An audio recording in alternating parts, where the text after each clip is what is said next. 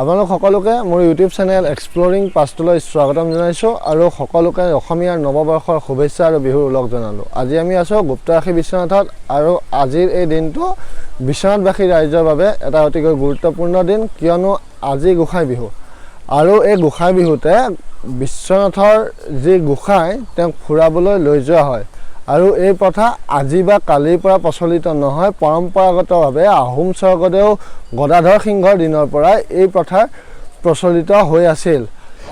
আহোম স্বৰ্গদেউ গদাধৰ সিংহই আৰম্ভ কৰা দিনত আৰম্ভ হোৱা গোসাই ফুৰোৱা মেলা উৎসৱৰ এতিয়াও এনেদৰে প্ৰচলন হৈ আছে আৰু আজি ইয়াৰ পৰাই বিশ্বনাথ গোসাইক উলিয়াই নিয়া হ'ব ফুৰাবৰ কাৰণে। তো আজি আমি ইয়াত আছোঁ। কোৱা হয় যে বিশ্বনাথ গোসাই লৰক ফৰক ছমা পানী ছমা বামত। তো আজিৰ পৰা বিশ্বনাথ গোসাইক ইয়াত পূজা কৰা হ'ব আৰু ইয়াৰ আগতে ছমাহ ব্ৰহ্মপুত্ৰৰ মাজত যি গুপ্তৰাশী বুলি কয় মাজৰ পীঠত পূজা কৰা হৈছিল।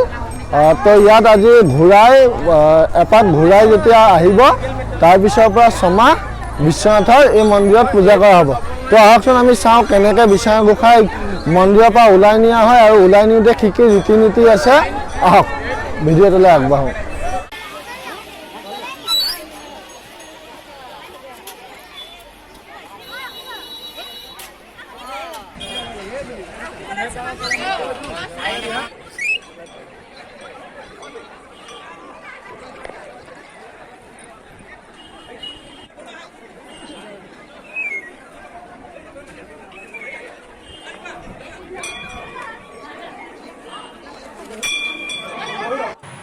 আৰু সেই সোঁমাজত থকা বিগ্ৰহজনাই ফুৰাবৰ কাৰণে নিয়া হ'ব কিছু সময় পিছতে।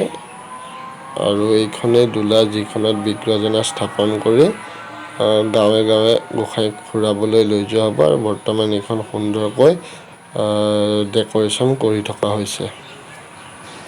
এয়া ৰাইজে ঢোল খোল বজাই গোসাঁইক আদৰি লৈ যাবৰ কাৰণে ৰৈ আছে। আহক আমি আৰু কেনেকৈ গোসাঁইক আদৰি তেওঁলোকে লৈ যায় আমি দেখাই আছোঁ।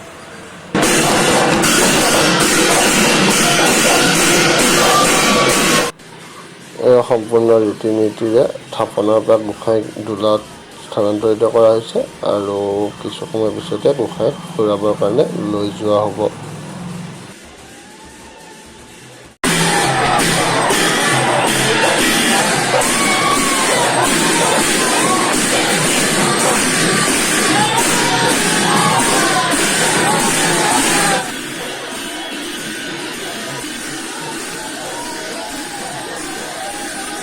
আৰু এই গোসাঁই দেৱালে পৰা লাহে লাহে ওলাই আহি আছে আৰু আগফালে গঞা ৰাইজে ঢোল খোল বজাই গোসাঁইক আদৰি লৈ গৈ আছে ফুৰাবৰ কাৰণে।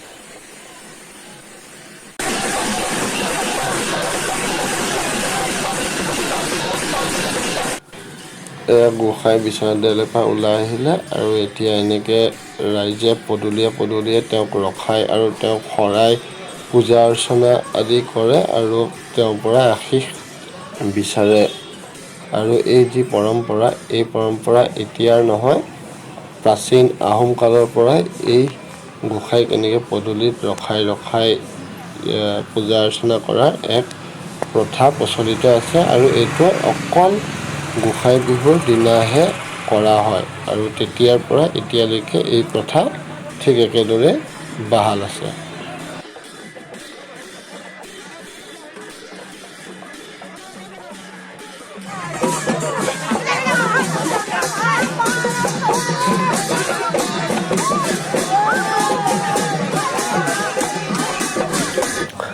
আৰু এয়া গোসাঁই মেলা ফিল্ড আৰু ইয়াতে গোসাঁই আহি জিৰণি ল'ব আৰু ইয়াতে সন্ধিয়া আৰতি কৰি গোসাঁইক লৈ যোৱা হয় আৰু ইয়াতে এখন ডাঙৰ মেলা বহে।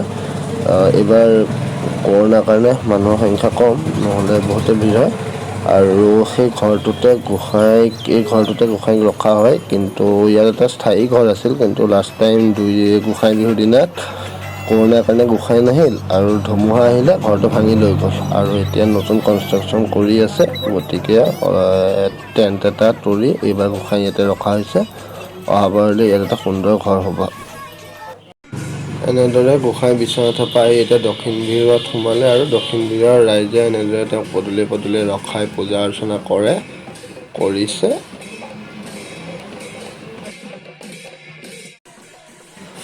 এনেদৰে দক্ষিণ বিহুৰ ৰাইজসকলে গোসাঁইক আগবঢ়াই লৈ আহি আছে আৰু এইখিনিতে উত্তৰ বিহুৰ ৰাইজসকলক গোসাঁই গতাই দিব আৰু ইয়াৰ পৰা এই উত্তৰ বিহুৰ ৰাইজসকলে গোসাঁইক লৈ যাব। এয়া তেওঁলোকে গোসাঁইক আদৰি লৈছে সীমাত, দক্ষিণ ভিৰ আৰু উত্তৰ ভিৰৰ সীমাত।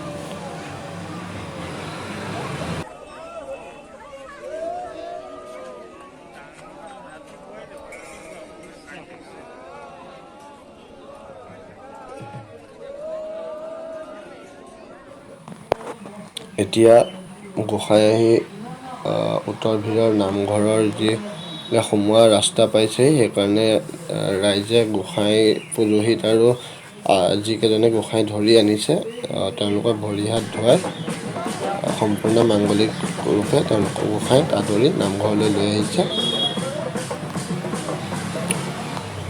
আৰু এয়া নামঘৰৰ বাটচৰাত গোসাঁই ৰৈছে আৰু ইয়াৰ পৰা তেওঁলোকে নামঘৰৰ ভিতৰলৈ গোসাঁইক আদৰি লৈ যাব আৰু নামঘৰত কিছু সময় ৰখি তাৰ পৰা আকৌ গোসাঁই মেলা ফিল্ডলৈ যাব আৰু তাতে গোসাঁয়ে জিৰণি ল'ব কিছু সময়ৰ বাবে।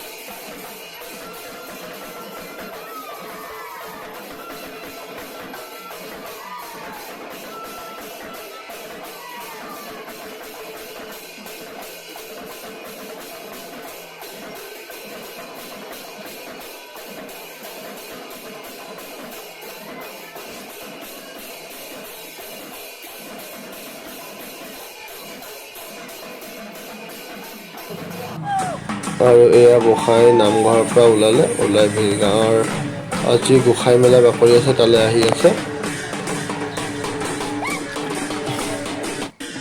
আৰু আহি মেলা ফিল্ডত প্ৰৱেশ কৰিলে। এতিয়া ইয়াতে জিৰণি ল'ব কিছু সময়ৰ বাবে।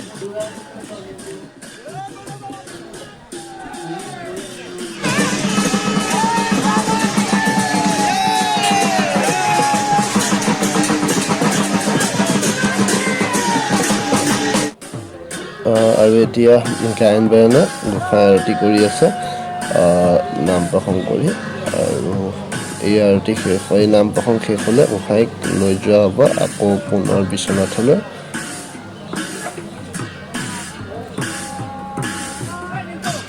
এয়া গোসাঁই যাবলৈ ওলাইছে আৰু তেওঁৰ যি দোলা, সেই দোলাতে দুজন ব্যক্তিয়ে কান্ধত লৈ গোসাঁইক লৈ যাব আৰু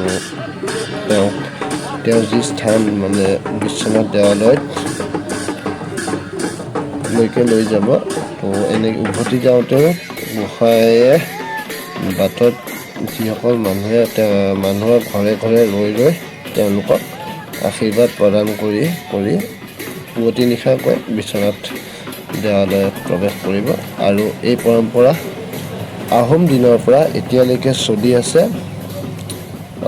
আৰু এনেদৰেই চলি থাকিব।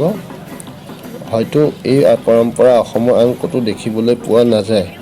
গতিকে যদি আপোনালোকে ভিডিঅ'টো ভাল পালে please like, share and subscribe কৰিবলৈ নাপাহৰিব। Thank U.